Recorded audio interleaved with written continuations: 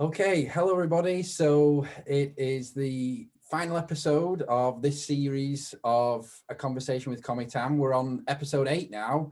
I started this series about 6 months ago. And so, I've had quite a few conversations with different people, and they've all been very, very enlightening.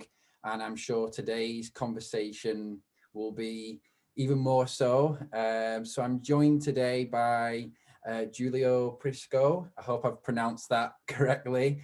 My British accent isn't always the best at pronouncing Italian and European surnames, so sorry about that. But yeah, so Giulio, please introduce yourself and tell us a little bit about you and sort of, I don't know why you what are the things you're involved with, I suppose, just to give people a flavor of, why you're here and why and why we want to speak to you. So sure. First, thank you very much, Cometan, for having me. I have watched some of the previous episodes of the show. The one with Howard Bloom and the one with Giulia Bassani. They were very informative and entertaining both. So I'm happy to be your guest today. I'm sorry to hear that this is the last episode of the first season, but I hope there will be a second season after this. Yes, there will be. Yes. Just as a little preview for everybody, I'm speaking to Adriano Ortino. I think that's how you pronounce his name. Autino. Adrian, yeah. And so he's going to be part of the season 2. So we're already building up a nice guest list for the next season. So hopefully, that'll all go ahead. So yeah, I'm excited. That's great. So about introducing myself, I'm going to try to make this short. First, I grew up reading a lot science and science fiction. And of course, since I was born in 57, so I was 11 years old when I watched the first people walk on the moon. And for many people of my generation, that remained burned into my mind for all my life. That and the 2001 film that had come out the year before. Yes. I have always been very sorry, especially after the real 2001, that all those beautiful things didn't come to pass, but I'm still hopeful for the future. Then I studied theoretical physics. Yes. First, I was into very theoretical stuff on the edge between physics, mathematics, and philosophy. Then I decided that I would have better chances to earn a living by switching to more practical things. So I did a few years in computational science and laser physics. Then I moved to CERN, the European Center for Particle Physics in Geneva. A few more years there. Then I moved to the European Space Agency. Wow. I was with the agency for 6 years. Wow. Then I spent 12 years in other parts of the structure of the European Union as a manager in charge of research for space-related things. Yes. Then in 2005, I decided that office life was too boring for me. So I became an entrepreneur. I started a virtual reality development company that was it was quite successful for a few years until the recession hit at the end of the first decade of this century. Yeah. After that, I have been doing a little bit of this and a little bit of that. I've been a freelance writer and journalist. That's how I made most of my living in this decade. Well, no, not this decade, because we are There's a new one in the 2020s already, in the previous decade. I don't know what I will do in this decade, but I hope it will be an interesting one. And I hope it will be a magic decade, because, you know, I make this count. Since I was born, the 60s were a magic decade. Then 30 years later, I think the 90s were another magic decade. Well, in the 60s, it was all about space. It was all about space exploration. In the 90s, we had the explosion of the internet and the new communication revolution that, looking back, has changed the world a lot. At that time, I and a few other early adopters used to say that, okay, look, this will really change things big time. Nobody really believed us, but here you go. Our world of today has been very radically transformed by what happened to the early internet. Yes. So 60 plus 30 makes 90, 90 plus 30 makes 2020. I hope this will be another magic decade. Yeah. What will we have? Well, I hope we will have a renaissance of space exploration. We won't be walking on the moon in 2024, like they said last year. It will be later than that, of course. But I do hope that by the end of the decade, we'll see people walking on the moon again, and then doing even more ambitious things in outer space. Okay, so we are now in 2021. Other things, since I can remember, I have been interested in how to say big things, fundamental things. What are we doing here? Is there a God? What happens after that? What is the future of humanity? What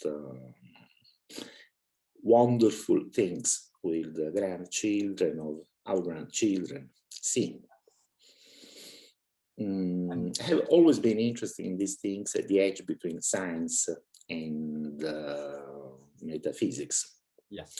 Well, here I can say the religion word, can I? Can't I? It's not forbidden. Okay, that's great. No, of course not. So I've been writing. I've been writing about these things for a couple of decades now. A few years ago, I wrote a book, which is this one. It's called Tales of the Turing Church. Yeah. If you go to my website, turingchurch.net, you will find out more about the book. You don't even have to buy it. There is a free version that you can read online. Yeah. And well, basically, here we are. I'm still thinking and writing about all these things. I have another couple of books in preparation. And here now I'm just willing to discuss anything that you want to discuss. Brilliant, yeah. And of course, I mean, I have a few things that I wanted to go over today, and sort of like a general theme, really, as to how to approach this conversation. The general theme that I had was I wanted to focus on this idea of the past, the present, and the future, and really think about where we've come from, where we are and where we're going, and how that relates to other facets of life, culture, religion, definitely, and philosophy, and also, again, in the physical way, actually exploring. So that was sort of the general theme that I wanted to take, sort of handle this conversation. And then I've also been thinking recently, it's been a very busy time for myself.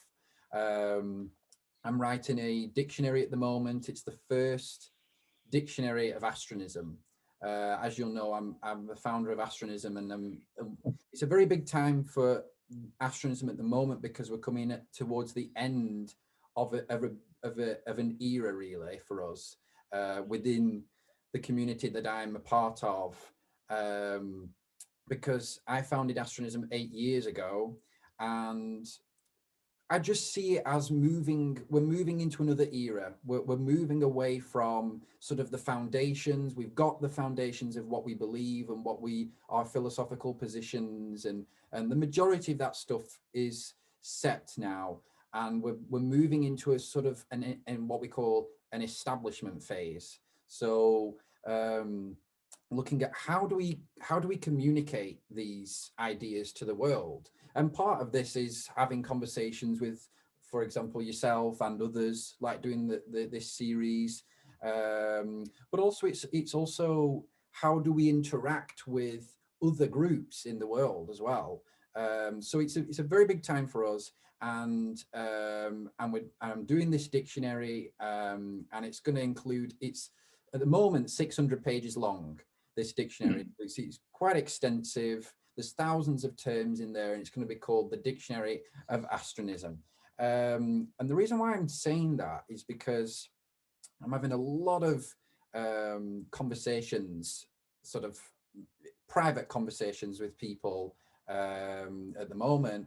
And one of these things that seems to be coming up all the time is distractions. And I really like this sort of topic of distractions, because distractions of the world, distractions of pretty much anything that's taking our focus away from space exploration and, you know, the astronomical world, the space, outer space. And I just felt like there's so many distractions, and we're focusing on things that really, you know, don't matter. And I think as well, this pandemic has also shown that, hasn't it, as to what really matters, you know, in life. And I think it's made a lot of people realize that that there are things in life that are so fundamental. You know, there's the fundamental things, and then there's the trivial things in life. And something like a pandemic or a war, or something like, for example, the moon landing in the 60s, you know, that was such a momentous event, and it made people think about life in a new way. As you were talking, you're talking about seeing life in a new way. And what I want to try and sort of grasp, I suppose, is, I don't know, what is a way that we can communicate that space exploration really is the future, I suppose. Because I speak to a lot of people, and they don't really see it. I mean, there's always going to be people who don't understand it, who don't, you know, they just don't get it. They don't see why we need to go up there. They don't see what the importance is, you know, and it's kind of hard to speak to those people, because they'll say things like, well, why does that matter? Why are we so concerned about what's going on up there? Why don't we focus on what's going on down here instead? And I don't know, I think it's a philosophical position to take. You know, are you going to focus on what's here, or are you going to focus on what's up there? And I don't what's your opinion on that sort of, these distractions of the world, the great things, you know, music and culture and the noise of the world. But I don't know, I suppose what I'm trying to say is that the essence of astronism, because everyone's always asking me, what is astronism? What is astronism? They're always asking me, what is it? Well, it is a relationship with outer space, fundamentally. It is a relationship with the astronomical world. It is that bond between the self and everything that is above us. And really, I always feel the most connected when I go stargazing and I'm in a remote place and I'm quiet. There's no light pollution. There's no phones, technology, or anything like that. And I don't know, have you ever experienced that? Do you kind of get what I'm talking about, or? Yeah.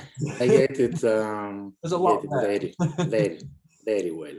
Yeah. I see your point. Well, let me say something first. You mentioned a couple of times the distraction of the world. I think that distracts us from all this beautiful, ethereal high level things. But well, perhaps that's not entirely fair to many people, because many people cannot afford to consider the world as a distraction. I can afford it because I don't have to work 18 hours a day to put food on the table for my family. But you know, for most people in the world, it is not so. And the first part of the answer that we are both looking for is, I think, acknowledging this fact. Now, going back to the 60s, what most people don't realize is that there was no such overwhelming enthusiasm for space exploration in the 60s. On the average, people were more interested than now, I think. But even then, there were a lot of people who questioned the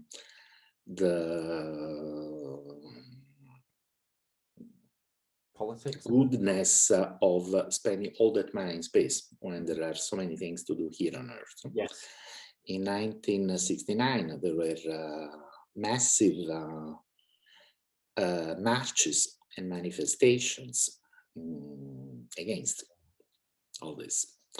So it is not like in the 60s, everyone was in love with space exploration, and now they have stopped being in love.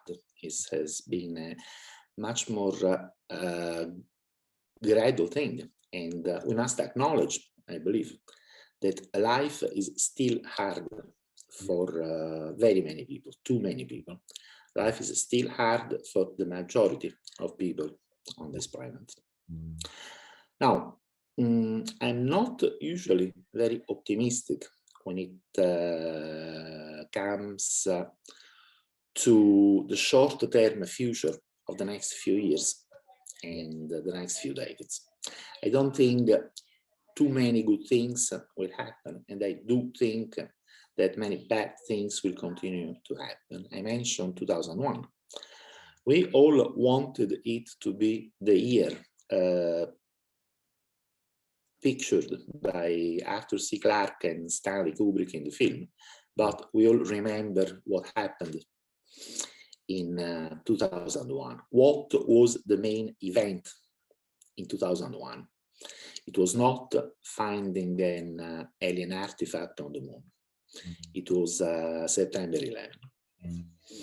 And you know, that shows that even if we are optimistic, and even if things do improve very slowly, we cannot really count on exponential improvement of things. These things just don't happen. So I'm not too optimistic on what will happen in the rest of the decade, in the next few decades. Okay, maybe we'll see people walking on the moon by the end of this decade, but I think we will not have fully conquered cancer yet. Cancer will still kill. I hope this pandemic will be over, but perhaps there will be other pandemics and other health risks.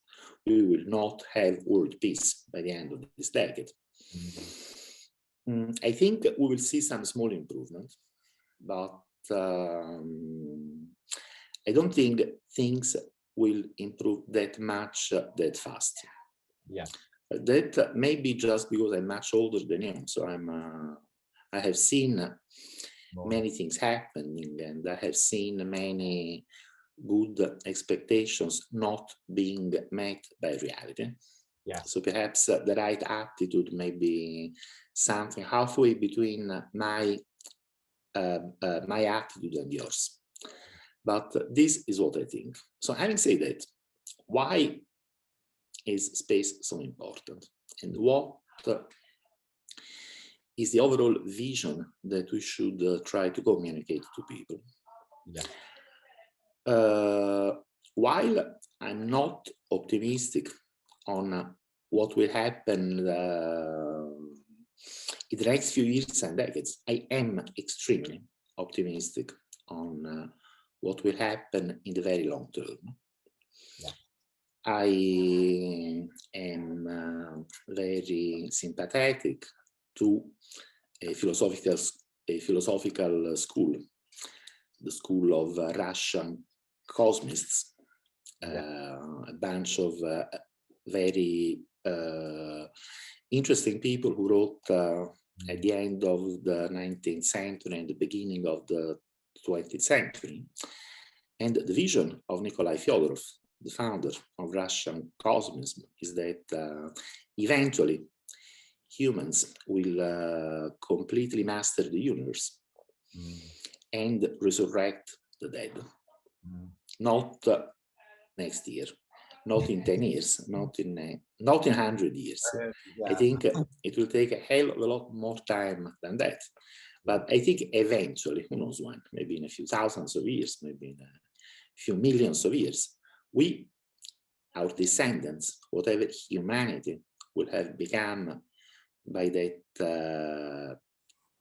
time, will acquire godlike powers and sufficient knowledge to re-engineer the universe and resurrect the dead. So that's a vision of heaven. And I think our first baby steps in outer space, very cautious, very timid steps.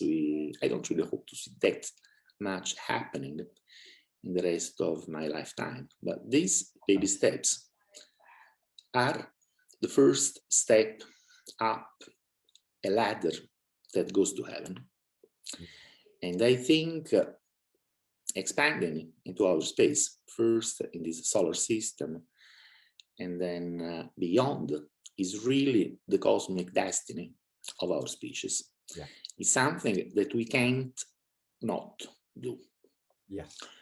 So this is my overall philosophy when it comes to space. Well, of course, I am as excited as the next guys on things like, these SpaceX launches, future moon missions, robotic probes. I'm a scientist and an engineer by training. I can't not be fascinated by these things. Yeah. And I also think there will be a lot of benefits coming from outer space. Yeah. And sooner or later, it will be possible to make a lot of money out there. So these are all interesting things. These are all very good things. I'm happy that all these things are happening, but perhaps this is not the ultimate reason that I have in mind. I try to consider, I tend to consider all these things as instrumental. I mean, we need to find ways to make money in space, because that is instrumental to continuing the expansion towards space.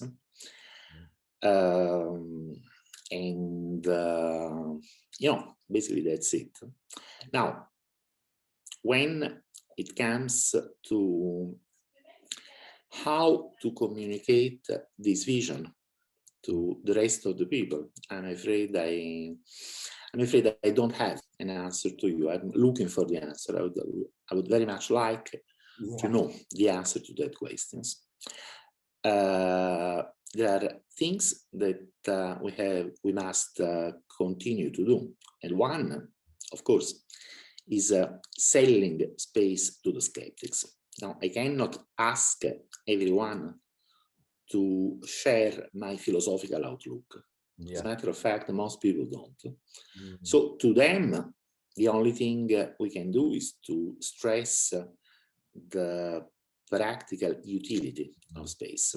Now, let's go back a few decades when they were starting to talk about satellites in low Earth orbit. Perhaps some people thought all that was a waste of time, a waste of money. But now our life has been completely revolutionized by the applications of satellites in low Earth orbit. There is, we have, of course, telecommunication, phone calls, a lot of internet traffic goes through satellite links. We have Earth observation, which is extremely useful and has both civilian and military application. And we have GPS-like positioning satellites. Now, there is a very good book that I have read recently. It's by British journalist Sarah Craddock. The book is called Look Up. I recommend it because it's the best recent book on space that I have read. It's a very short book. You can read it in a few hours. And it makes you think about a lot of interesting things. Like, for example, our smartphone is our link to space.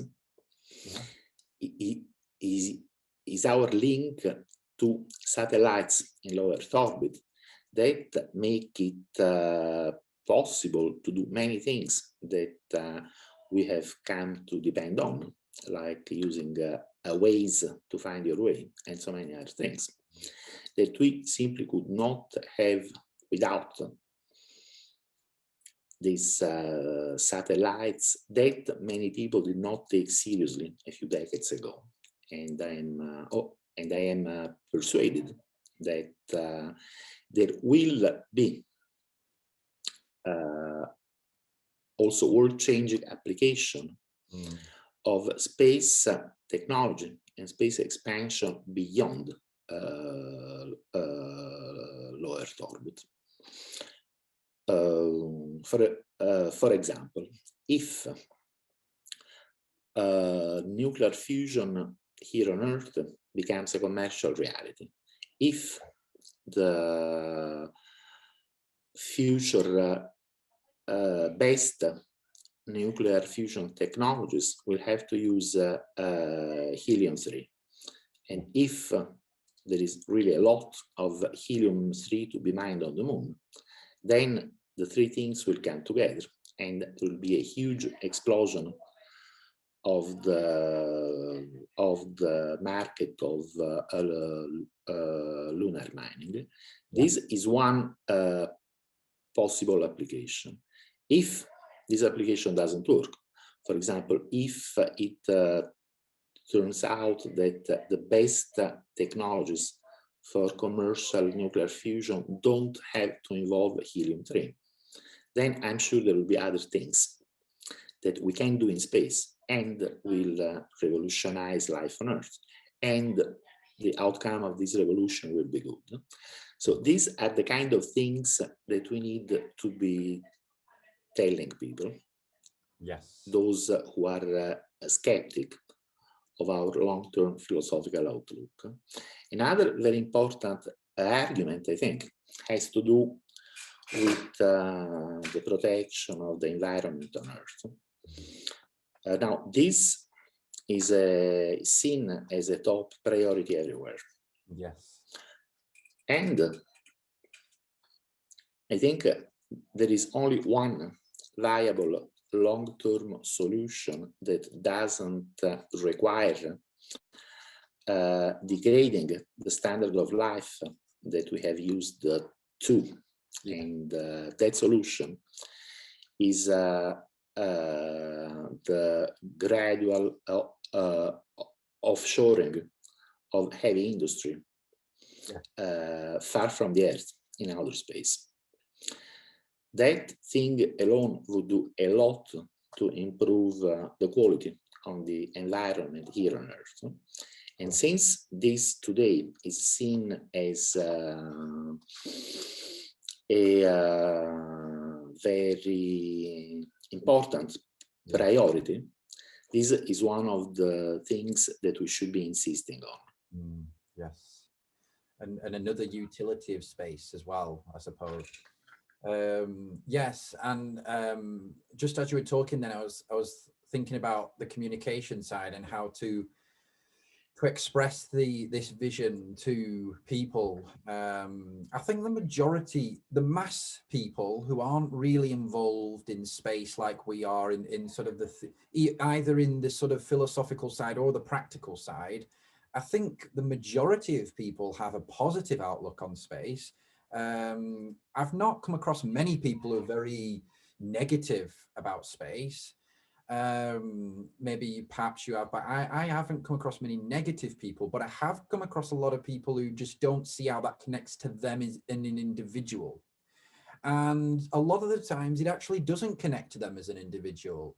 If we're outside of astronomism, within astronomism, we would say that it does, because we have certain principles that suggest that it does have connection to the individual. But I suppose space exploration by its nature is very collectivistic, isn't it? It's more about the greater good type of idea. You know, the work that the astronauts and the scientists are doing now will be reaped in, you know, 100 or maybe even 1,000 years time by people that we don't even know about yet, but they're doing it for the collective. They're not doing it for the individual. But the problem is that a lot of humans are more about the individual than the collective. It's part of our Western culture. I think this is why China is doing so well so quickly in terms of space, because they do things as a collective. It's not about the individual person, it's about the nation. And this is what we have to be thinking about when we're approaching space exploration. I was talking about this to Howard and talking about how, you know, whether we should be approaching space as individual nations, or should we be approaching space as a collective humanity? This is something that is continually on my mind. Right, this is something on which I think I'm going to tell you something different than Howard. Okay. But you know, staying on the China thing, yeah. I'm not entirely sure that the average Chinese see things your way. Okay. From our point of view, I mean, they're a nice collective where everyone does things for the common good. Now, I have never been to China myself. Okay. But, you know, I'm pretty much sure that if I go to China tomorrow and start talking to people on the road, I find that they don't see things their way. It's much more likely, I think, that they see Chinese collectivism as an imposition from the state. And I know a few things about that because I live in Eastern Europe. I live in Budapest. I'm not from here. I was born in Italy, but I married a Hungarian, and we have been moving around a lot and living in a lot of places until a few years ago we decided to establish our home base here. Thing is, talking to people here, I realize that the collectivist outlook of Eastern Europeans of a few decades ago that is really a urban legend. I mean, they hated that. Most of them hated that. That's why I think that most of the Chinese hate that now. Now, on the other hand, China is a very authoritarian state. And if you are a Chinese, you really want to think twice before doing or saying anything that goes against the official party line, because, you know, if you do, some bad things could happen to you. Yeah. Perhaps much more than here. Yeah. So this is about China. Now, about whether it is better to pursue space expansion as individual nations or as a world collective. Now, I don't remember that part of the interview with Howard, but I guess that Howard might have told you that we should do that as citizens of the world. Is that so? Yes. Right. And I'm telling you, no. Why? No, I like very much the idea in theory. Yes. I mean, wouldn't that be good? Of course it would be good. In theory. Yes. Now, what happens in practice? Okay, I think there is a world government. If the government is good, then everyone is happy. Yeah. Everyone is happy and everyone is healthy and everyone is educated, and we go to space, we establish cities on the moon and Mars, and all that is done under the benevolent management of the world government. So if the world government is good, then everything is good. But what happens if the world government is not good? And we know, because history shows, that a country, any country, can have a dramatic change of government in only a few years. We have seen many examples in history. If that happens to a world government, then you cannot escape anywhere. Now, if you are unhappy in your country, you can move here. Well, now after Brexit, perhaps is a little bit more difficult. But if you really want, you can. Yeah. If I really want, I can move to your country. Yeah. If a world government goes bad, we cannot move anywhere. We cannot even move to space, because anything that happens in space will be owned by the same world government. So if you ask me, do you want a world government? And the more idealistic and naive part of me would like to say yes. But, you know, the more experienced and practical part of me says no. Not yet. We are not ready yet. Live well enough alone. Let's continue like that. Let's continue as many nations for some time at least, and then we'll see what happens. Yeah. Yeah, and I think what we're talking about here really is sort of individualism kind of creeping in, isn't it? That sort of, that tendency of human nature really to move away from this idea of the collective and the space exploration and doing things for the greater good, and instead moving to the greater of the self. So that's basically what we're talking about, isn't it? In terms of politicians, whether they begin to become corrupt. Yeah, I suppose in mine and Howard's theory of sort of this, you know, this ideal government that we're talking about, maybe, you know, we're bypassing this sort of, we're presuming that humanity will get on board with our vision of space exploration, and that everyone will be on the same page as we are in terms of, you know, doing things for space exploration. But of course, there's always going to be people who aren't doing it for you know, the common good, and they're doing it for the good of themselves. So yeah, I agree with you in that respect in terms of the realistic nature of humanity. But I just wanted to go back to a little bit about the individual idea in terms of making space relevant to the individual, because that's something really important in astronomy. Exactly. And this again, people ask me, well, what's the point of astronomism? Why are you doing this? Why has it come about now? Well, the reason why I think it has is because I think that it's come about now to place humanity, or to reposition humanity, I suppose, in a way. This is a very ambitious goal, of course, but it's to reposition humanity in a way that looks at the astronomical world, looks at outer space as connected to us. I think we've become disconnected. there's this common thread, this common theme throughout religion and philosophy as well, where nature is always against technology, and there's sort of butting heads. We see this in films.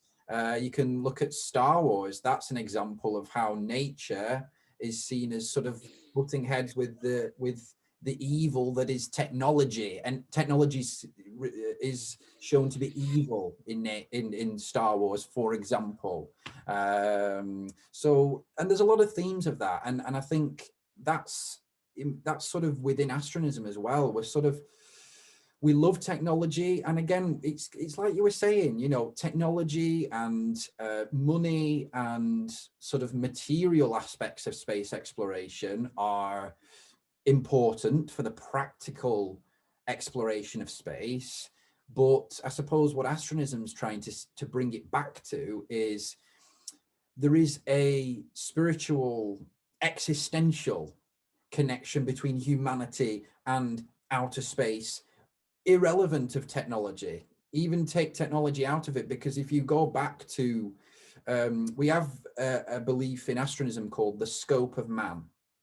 And basically what that's saying is, it's talking about the moment that humanity's relationship with the cosmos began, that moment. And in my work that I'm doing now, I'm trying to pinpoint when that happened. I'm trying to pinpoint what was the moment that we began to have a relationship. We began to look up at the stars and relate that to ourselves and connect on an existential level, to understand that they weren't just there because they're just there. They're there for a reason, and that we are connected to them. And I've traced this back to the Upper Paleolithic, the prehistoric Stone Age, and we call it the scope of man, because the scope that I'm talking about is an opportunity to understand what's going on up there. So it's that opportunity, it's that understanding,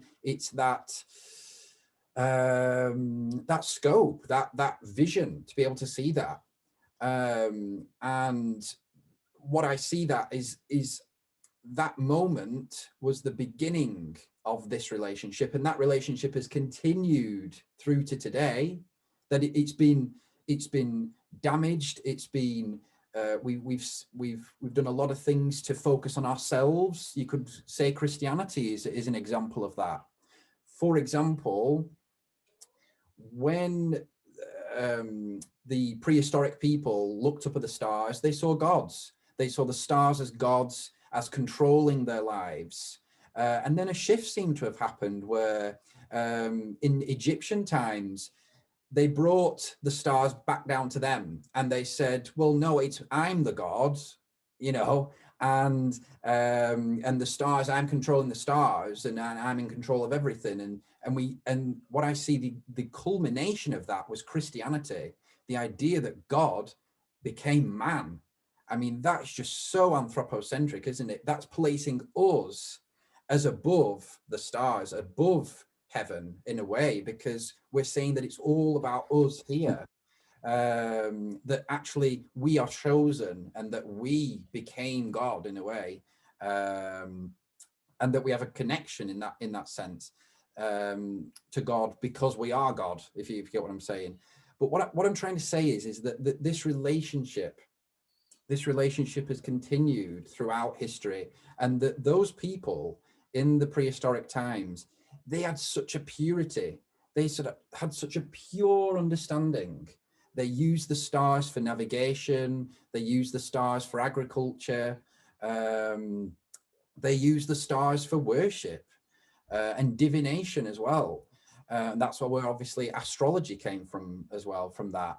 And I suppose that's what astronomism is trying to do. It's trying to say, look, there's this relationship that we have with the stars, and that we need to get back to that, and we need to understand that relationship and build on that in order to become, and this is where astronomism kind of intersects with Russian cosmism, because I agree with you when we're talking about you know, humanity reaching this higher level of being, I believe that that will be achieved through the astronomical world, through outer space. I don't think we can do it any other way. I think it has to be, I think it's up there. I think the answers are up there. I think whatever is the ultimate thing in existence, God, for example, or whatever you want to call it, the stars are the intermediary. The stars are the medium between us and the ultimate, and the stars are here. And so I suppose what I'm trying to say is that what I'm trying to galvanize in people is this understanding that we have that connection, and that each individual has that connection. So humanity has the connection as a whole, but each individual has that connection. We can see that with all the great philosophers. You can see that with the founder of Cosmism himself. He had a particular connection to the stars, a particular connection to outer space that allowed him then to think up all these brilliant ideas that we know and love today. And so again, we can see that and you have a connection with the stars. I do. What I'm trying to do is galvanize that for the individual and for the collective. So it's trying to balance, really. It's a balancing game between the individual, satisfying the individual needs, discussing, for example, what will happen after death and what will happen to you as an individual, based on your actions and what you do. And then also balancing that with what will happen to humanity as a whole. And it's just sort of this balancing game all the time between satisfying the individual needs whilst also satisfying the humanity, the collective needs. And again, nature and technology are also, again, pulling from side to side, this thing, this sort of task, if you will. But essentially that's what astronism is, and it's trying to do that. And I see it as an extension of astrology. I see it as an extension of cosmism. I see it as an extension of star worship, which was the original religion, the original belief system, and trying to get back to that, trying to get away from just thinking about ourselves, but place the cosmos at the center. We've seen that in history where there's been pushback against this cosmocentricity, this cosmocentrism with the church. I mean, I don't dislike the church at all, but you can see with I don't know if you know Giordano Bruno, who they burnt at the stake for his ideas about cosmic pluralism and extraterrestrial or life and the vastness of worlds idea. There's been this pushback all the time. Yes. About no, we are the most important thing. Humans are the most important thing. God is here. God came here, and we are the most important thing.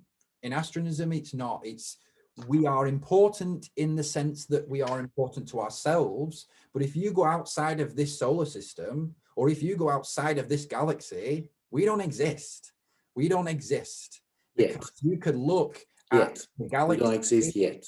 Well, yet, of course, yeah. Well, this is the path. This is the journey that we've got to go on. This is that Fyodorov's talked about. He talked about that journey to a higher state.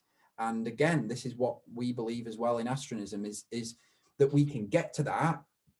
It's going to take thousands of years, of course, but that we will get to that.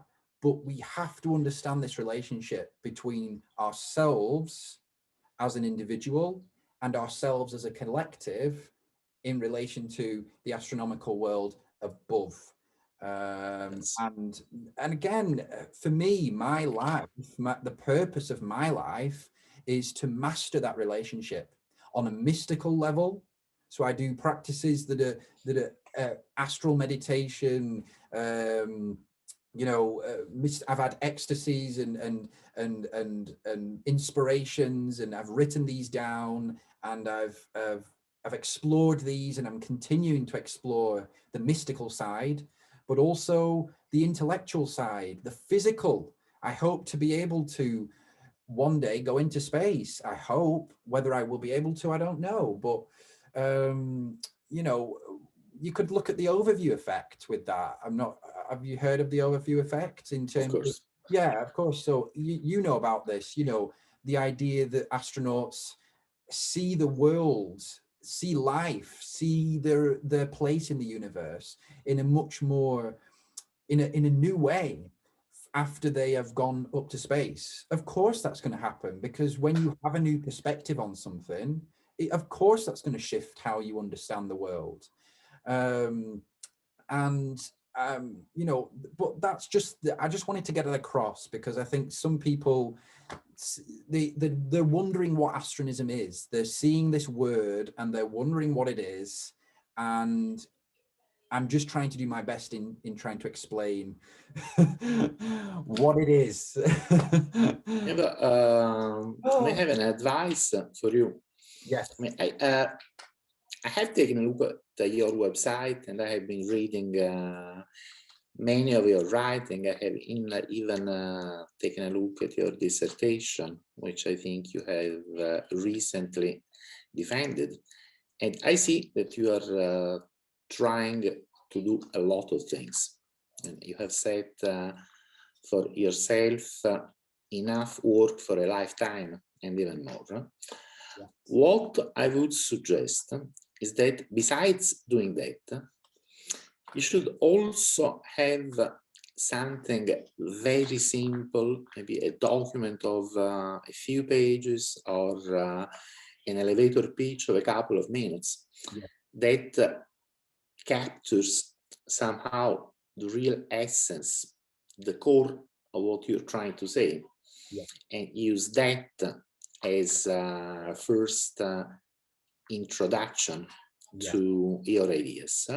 Yes. Then those who are not interested will forget, but they would forget anyway. And those who are interested will be motivated to find out more. And that time you start saying a lot of things, but I think you should start saying a few things. Yes. Now let's talk of some of the points that you have made. Now, you have said something that I like very much, which is that whatever the ultimate reality is, whatever the meaning of the cosmos is, yes, the stars are an intermediary between us and that ultimate reality. I like that, and I agree with that very much. And as you correctly say, the first religions were very much centered on worshipping the stars. Yeah. And if we could reintroduce that into some of today's religions, either established religions or new religions, would be something good. Now, let me come, before making my next point, let me come, lest I forget, to your criticism of the church. Now, of course, in many respects, you are correct. And the place where Giordano Bruno was burned on the stake in year 1600, that place is Campo dei Fiori in Rome. Is also one of my favorite places in the town, and the statue to Giordano Bruno is there. So yes, he was burned, but today he has a statue, and that statue was put there with at least the non-opposition from the church. Yeah. And the point that I'm making is that, you know, the church is a big organization. Of course. Is a big group of people. And if you take any group of people big enough, there is going to be some really great people, some good people. There are going to be some not so good people. There will be some assholes in any organization, the church, a political party, a sports fan club, anywhere. You find assholes anywhere. Unfortunately, these people tend to rise to positions of power,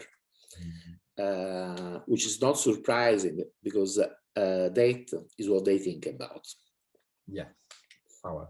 I mean, I could never be a politician or a dictator. I'm just not interested enough. Some people are, and they are very reckless in their pursuit of money and power, and they do victimize other people. That happens everywhere, not only in the Christian church. It happens in every religion. It happens in every political party everywhere. But you know, the church is big. There are some bad things and there are some good things as well. In particular, I'd like to call your attention on the Christian Transhumanist Association. Did you hear of them? Yes, I did. Now, if you look at that, if you look at the website, I think you'll find a lot to like. Yeah. Both the Christian Transhumanist Association and the Mormon Transhumanist Association. Yeah. These are the main two religious transhumanist associations. I'm a member of both. And you know, just go and take a look at their websites, and I think you like what you see. Yeah, well. Now, coming to an important point, and space. Okay, all is good, but what is in space for me? Yeah.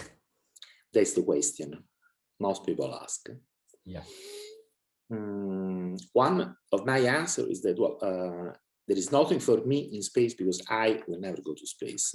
I mean, you said that you would like to go to space, and I hope you will. You are what, 22, 23? Yeah, 22. Okay, I hope you will, but it's very sure that I won't. Okay. So I'm a space cadet who will never go to space. So what is in space for me? Not going to space because I will not go. But there are still things. No, one is that sense of unity with the universe that you have mentioned. And I, like many people, when I go out and look at the stars, I feel like a small part of a big thing. And that makes me happy. Yeah. Another is that, you know, even if I will not see myself, for example, a future interplanetary civilization, some of our descendants will have just watched I just finished watching the last season of The Expanse. Yeah. I was watching that half an hour before I started talking to you. That's a vision of a future interplanetary humanity living all over the solar system and now beyond. Yeah. It is situated, I think, is half of the 23rd century. We will not be alive at that time, but you know, I'm still happy because maybe my grandchildren will, and maybe my grandchildren will live in a wonderful world. It's not going to be a utopia. It's not going to be perfect, but it's going to be interesting. Yeah. Okay, but I still won't go there. Now let's go back to the start. Yes. What happens after that? Have you read the essay by William Sims Bambridge called Religion for a Galactic Civilization? No, I've not read that. No. Okay, I will send you the link, and you definitely want to read that. Yes.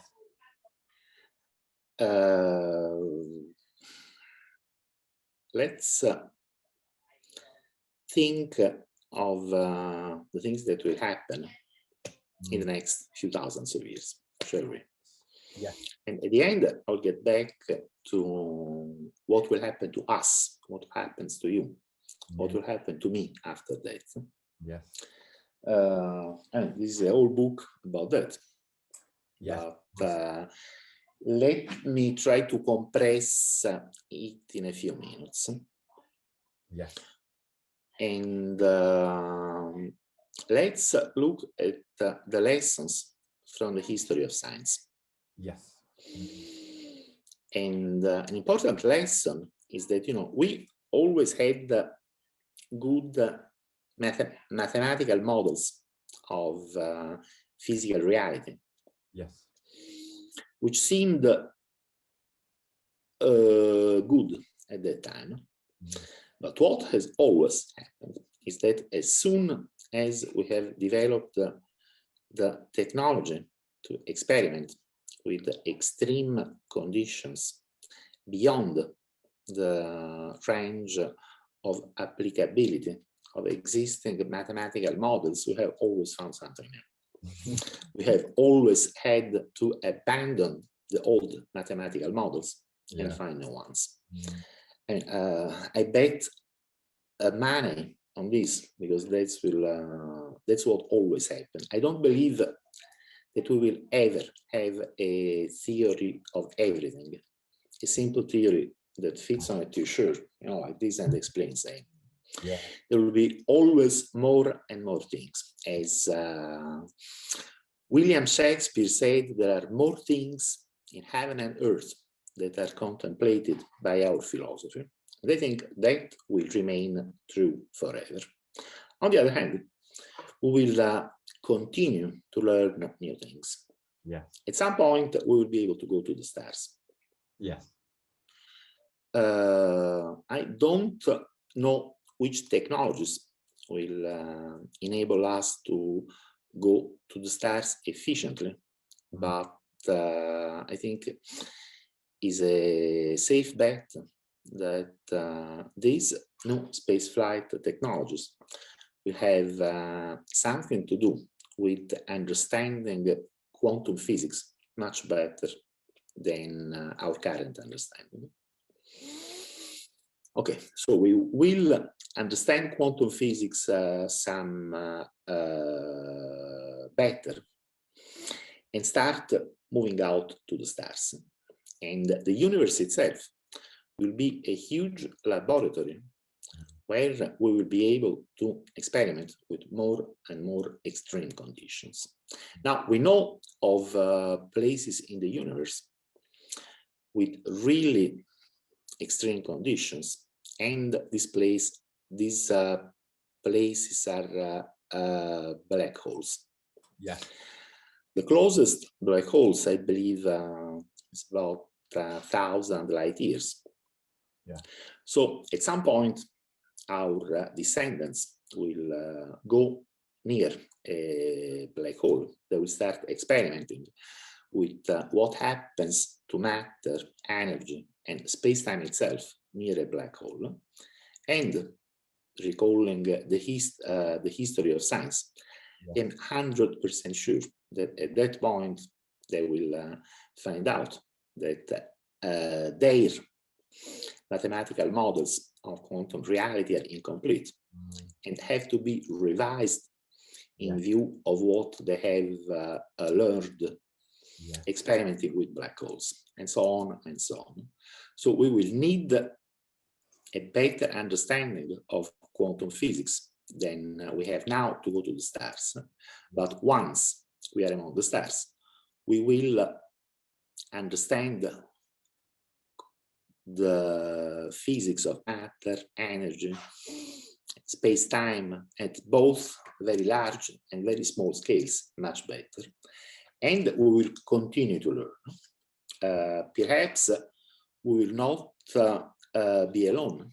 We will be able to go to a galactic school and learn by older civilizations that have already advanced much beyond us. Yes. What is the end point of this process? I think a good case can be made that the end point of the process will be that humans will acquire godlike capabilities, and eventually they will achieve the dream of Nikolai Fyodorov to resurrect all dead of the past. And, that is not unrelated to you. That is very related to you. Because if you will be resurrected in ways that are analogous and almost identical to the promise of all religions that promise resurrection, that will be a direct consequence of the fact that we are starting to expand to the planets and the stars now. The end point of what I like to call the sacred road to the stars. The end point of the journey is heaven itself.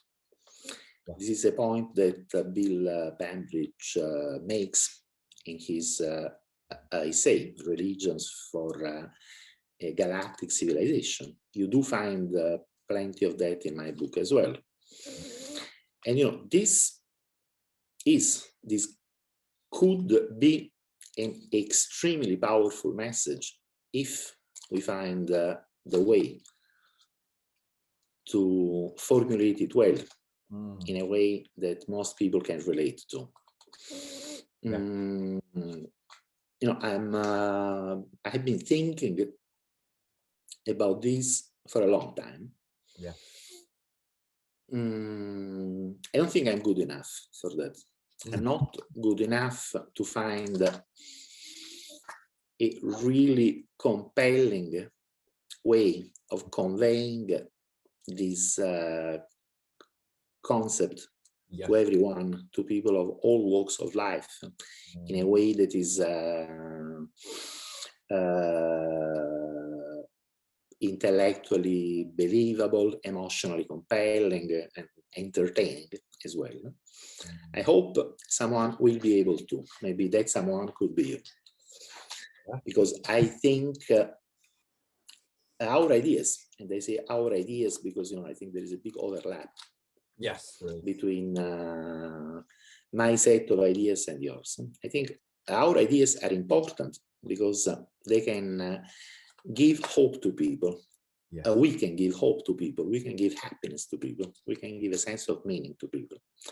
We can give a lot of good things to people if we can find a good way to persuade people to listen to us, initially for a few minutes only, and then more. And this is an ongoing work. I don't have the final answer to the question how to do that, but I'm still working on it. Yeah, and I think that was interesting because I get in what I do. So obviously Astronism is an ism, so it's a belief system. It is a religion. It is a philosophy. It's lots of different things, but it is an ism, and that means that it's going to get criticism from people who, immediately presume that it's trying to control, it's like a cult, for example, and things like that. But it was interesting about what Howard said to me when I last spoke to him about that. And I was saying that, of course, I want to make Astronism into, this great system of thought and for it to be this amazing thing that I know that it has the potential to be, just like Cosmism is and other similar movements. But he said, but when you die, someone else might take over and make it into something that you don't want it to become. And I said, well, yeah, maybe, but I've got to take that chance. You know, I've got to put the foundation. Happened, exactly the same thing happened to Jesus Christ, happened to Muhammad, happened to the Buddha. If that happens to you, I think you will be in good company. Yeah. So, you know, that's just an example of that. But, you know, I've got to put I've put my faith in the stars, and I put my faith in humanity. Yeah. And I put my faith in destiny and the connection that I'm talking about between ourselves and outer space. But I also put my faith in astronomism as well as a belief system. I also put my faith in cosmism as well. You know, these systems that we create to understand and provide meaning, and what I really like the idea of is a truth-seeking system. I quite like that. We're seeking truth. We are explaining, we are exploring, and we're seeking as well. But I suppose, I think, and this is another point as well, that this is why I do think astronism, if it's going to become this system that I want it to become, if it's going to fulfill the things that we're talking about, whether it's called astronism or another name, or whether it's called cosmism, I think it has to be organized. I think it has to be, when I say organized, what I imply by that is that it has to involve the everyday person. We have to galvanize this. And like you said, you know, you've got to simplify it in order to do that. And then once you simplify it, people will come in and they'll accept it and understand it. But I think it has to be organized. And Howard, when I was speaking to him, he was a little bit like, ooh, I don't know about that. Organized. It's like organized religion, organized philosophy. He wasn't too sure about that, but I do believe that. I believe it has to be an organized effort. I don't like things that are just left. I'm that type of person. I don't like it when when someone says something like, well, it'll sort itself out. I don't like that, because I like to know that there is that we're on the road, that we're on the path, that things are being organized and sort of coordinated is a good word, isn't it? To achieving this goal. So yes, I do believe that astronomism has to be an organized system. I think it has to have a goal. I think it has to have meaning for people individually and collectively. And yes, I think, well, the resurrection thing is something that's not really part of astronomism at this very moment in time, just because it's not my theory. It's a cosmist theory, really, and maybe this is where we see the interaction between these two systems, which is really fascinating. But you know, the resurrection, I suppose, is kind of, it's connected to other systems, isn't it? It's connected to this idea of immortality and bringing it back to the presumption that humans seek immortality, that humans want immortality.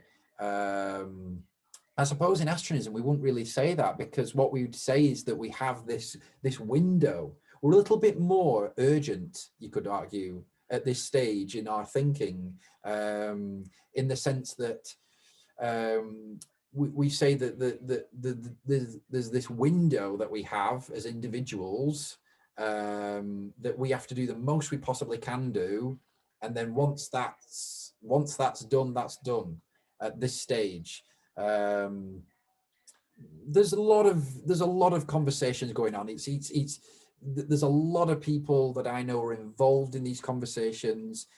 One of them is yourself, of course, but there's lots of people I'm involved with, and astronomism's changing all the time. For example, I'm doing this dictionary at the moment. So this dictionary is is a compilation of everything that's part of astronomism, all the terms, all of the ideas, beliefs, practices. And what I'm trying to do is provide very succinct, very brief definitions for each aspect of this. Those things will change in, 5-10 years time. There might be totally different approaches to those same ideas and beliefs. But I suppose the fundamental is that there is this connection between ourselves and the astronomical world, which is not what you see in other religions, is it? Because I don't see that in sort of Christianity. I don't see that in Judaism. I don't see that in some other faiths. Maybe in Islam, there might be something to do with that.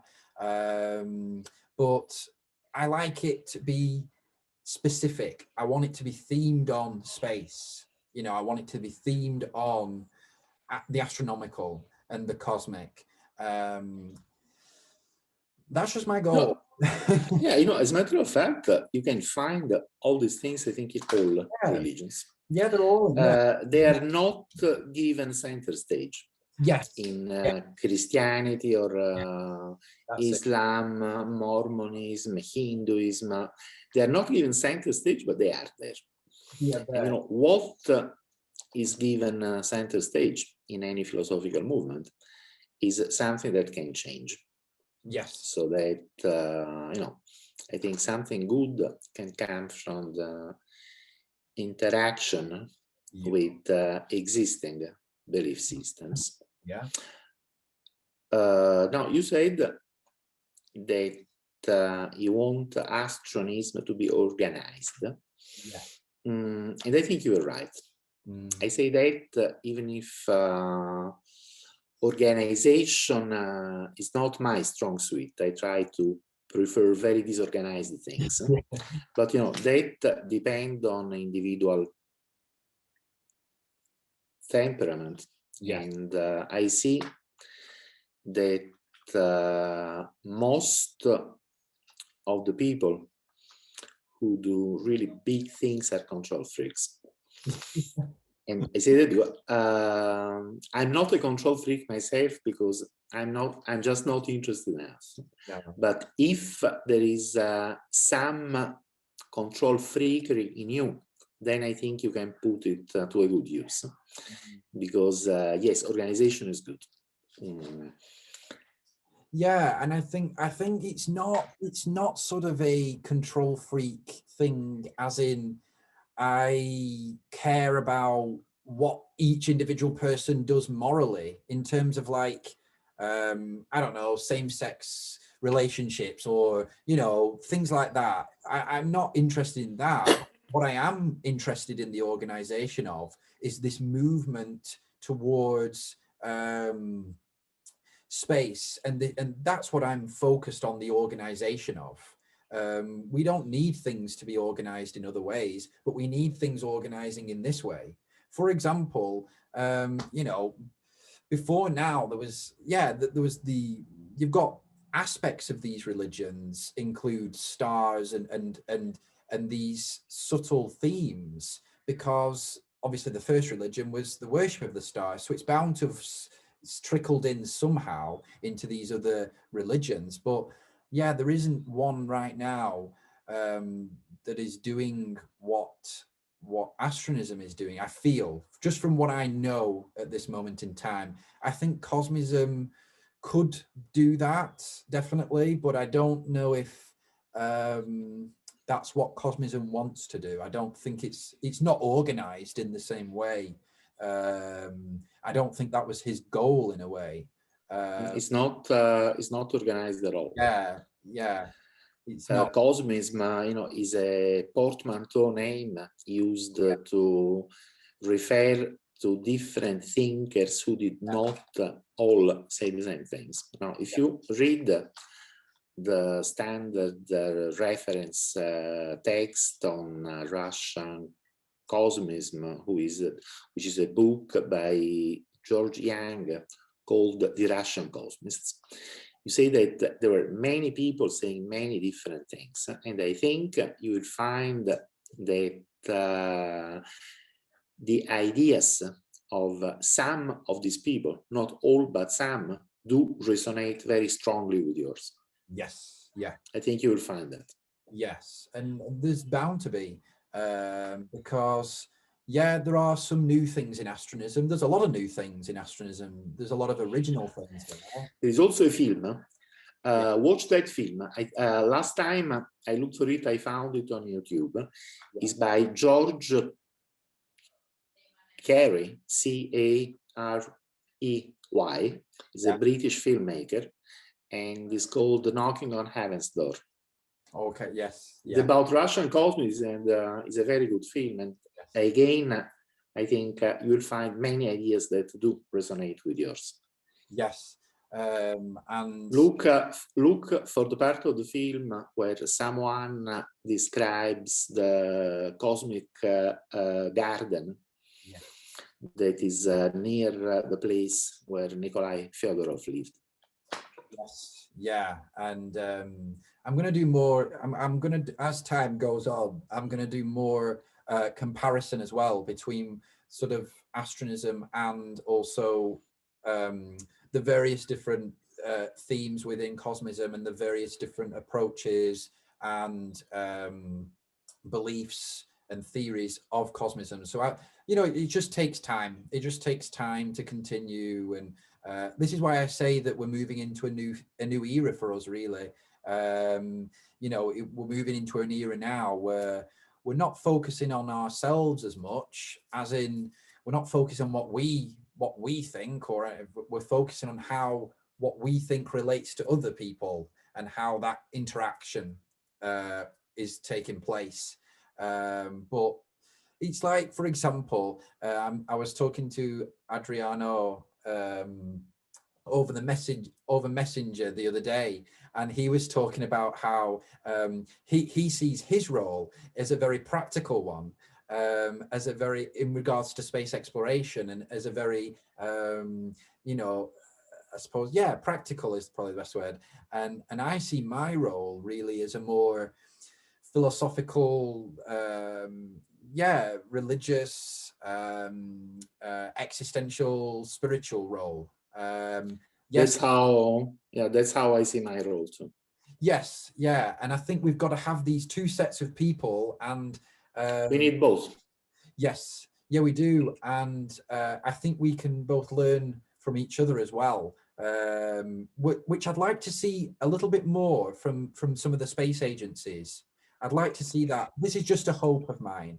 This is just an ideal, but I'd like to see that from, NASA, for example, looking at the philosophical side of what they're doing. They're just doing things, and they're doing great things, but there's never that deeper aspect. I've never seen that. I mean, maybe you can point me to some things that they've done, but I don't know. There's just something missing for me that is not quite there yet. A space agency is a bureaucratic organization. It's difficult to do this kind of things, but there are there are encouraging signs. Like, for example, the NASA historians like Stephen Dick and Roger Lonius. They have done excellent work in the last Lonius book called The Apollo Legacy. There is a chapter on religion and space, where he does things that are very much related to what we are discussing. Yeah. ESA, a few years ago, like 10 or 15 years ago, they sponsored a study on good ideas coming from science fiction, included very far future-oriented science fiction, which could be used somehow in today's space programs. And that was also a valid initiative. It is difficult to launch an initiative that is culturally interesting in the environment of a bureaucratic space agency. But sometimes some especially motivated individual within the agency manage to do that. it's a matter of chance. It's a matter of you know, being in the right place at the right time and getting to that right person. Yeah. So I just wanted to, as we come to the conclusion of our talk, I just wanted to ask you as well, sort of two questions really. I think first of all, I saw, you can correct me if I'm wrong here, but I think I saw on Facebook that you were talking about how you now sort of more identify as cosmist rather than transhumanist. Is that correct? And sort of, and why have you made that change and that announcement and that sort of shift in? Do you see yourself more going towards a more space specific rather than, because there's a lot that covers transhumanism? Because I am relatively uninterested in many of the things that those who call themselves transhumanists are interested in. Like I'm not that interested in life life extension. Right. When my time comes, I will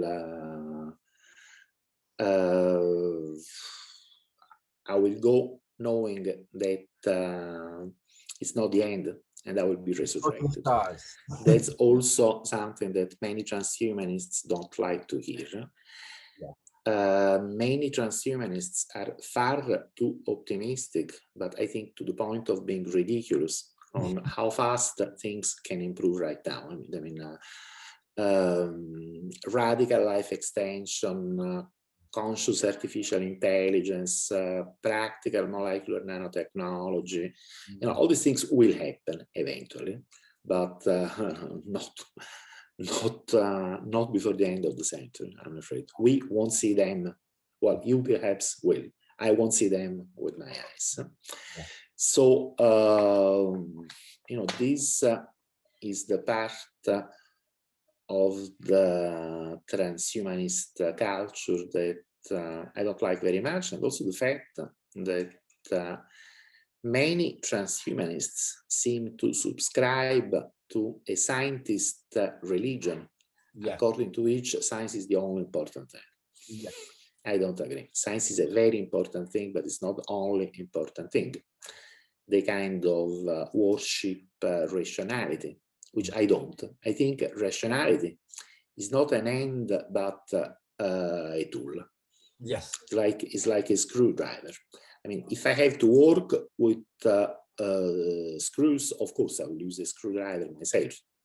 That's why I like rationality very much, because it's a very good tool.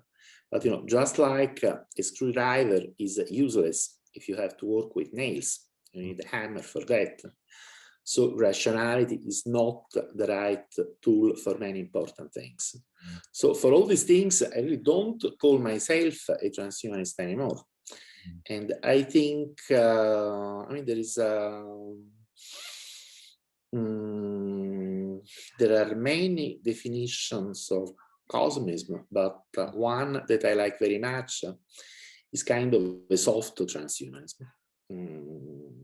It's basically compatible, but it's much softer, it's more open, is less insanely focused, is more open to spirituality and all that. So that's why, yes, I have called myself a transhumanist for many years. At one point, I was the executive director of the World Transhumanist Association. But recently, I don't. I have nothing against transhumanism, but I do prefer to call myself a cosmist.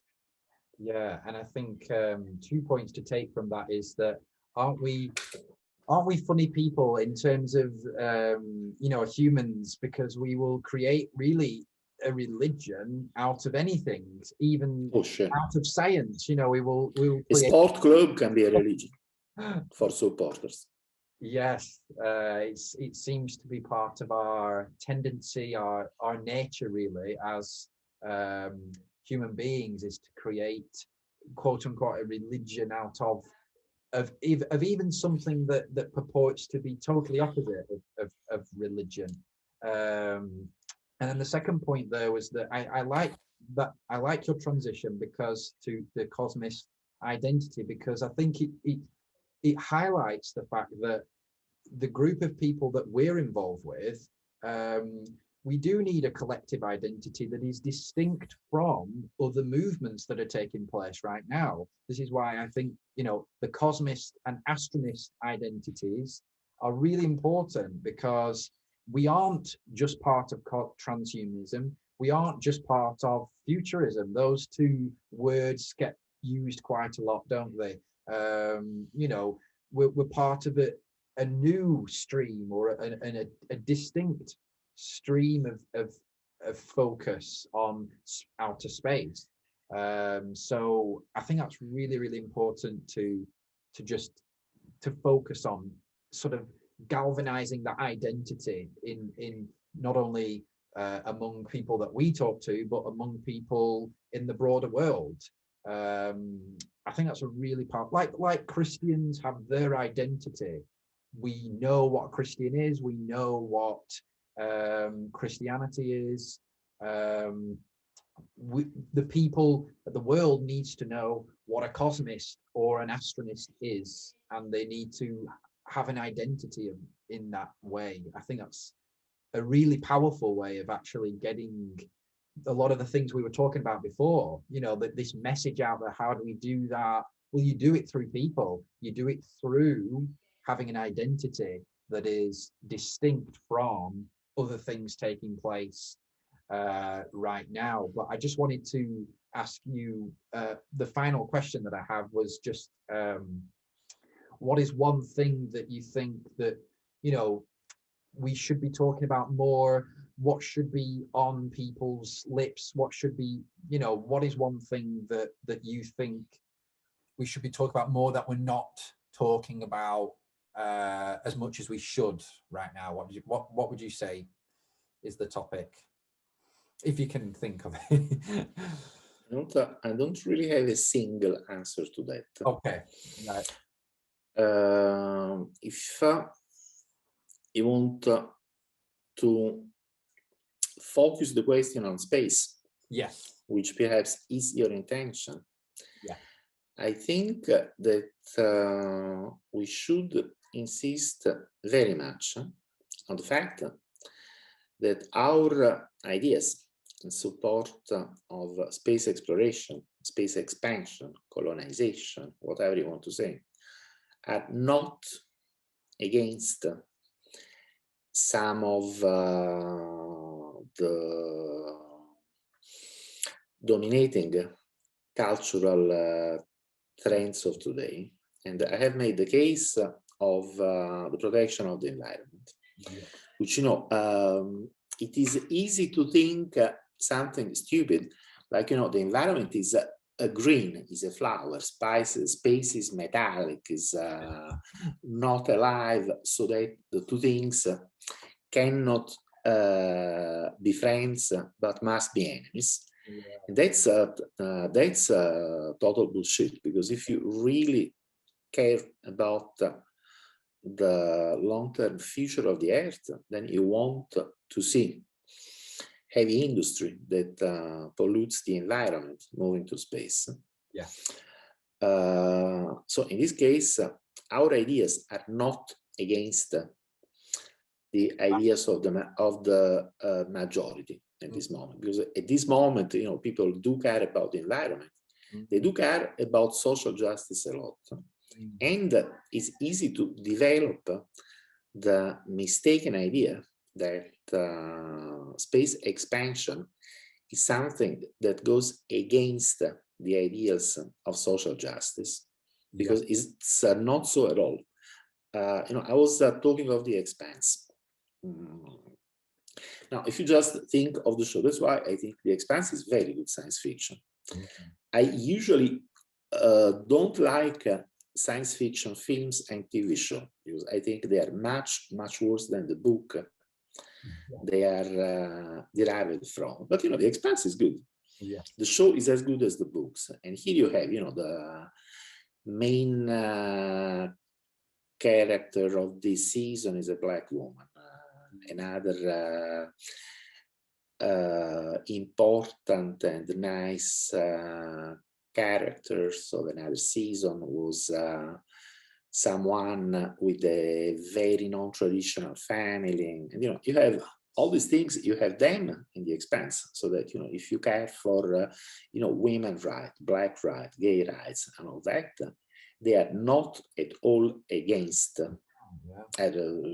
our aspirations to go to space. Space is big and everyone is welcome. And perhaps if you think that one of the problems of the Earth is that it is small, and if you have to be too close to other people, it is easy to think of them as enemies and be afraid of them. You're always a little bit afraid of what you don't know. Yeah. So if someone is your neighbor and you have to see them every day, you may develop a bad relation with them. But if everyone has their house, yes, if everyone can move, I think this is the key point. If everyone can move, then even if you actually don't move, you still have that sense of freedom that comes from knowing that if you want, you can move. And that can make you much more accepting of other people and much more supportive of other people. So that not only our aspirations to go to space do not go against the ideals of social justice that are shared by a majority today, but they can even be mutually supportive. And I think these are the 2 points that we should make. We are not the enemy. We are an ally. Yeah. And going to space is going to be useful for a lot of agendas different from ours. Yes, definitely. What a brilliant way to end it, though. I love that. And I think that's a great way to end both this conversation, but also, the broader series as well, because I think there's been so much talked about in the last 6 months with different people, and they've all been great. But I think that's linked everything to the broader things that are taking place in the world. So thanks very much for that, Giulio. And it's been brilliant talking to you, as always. And I'm sure, hopefully, you'll come back again for season 2 or 3, or whenever we can get back in touch. And I thank everyone for watching. I'm going to put all of the links, if Giulio, you send me all the links that you've mentioned, because people will probably want to look at the stuff that you've talked about, and I'll put your website in and your social medias and all that thing in the description. And so thanks everyone for watching, and let's see you in season 2, I hope. Thanks everybody.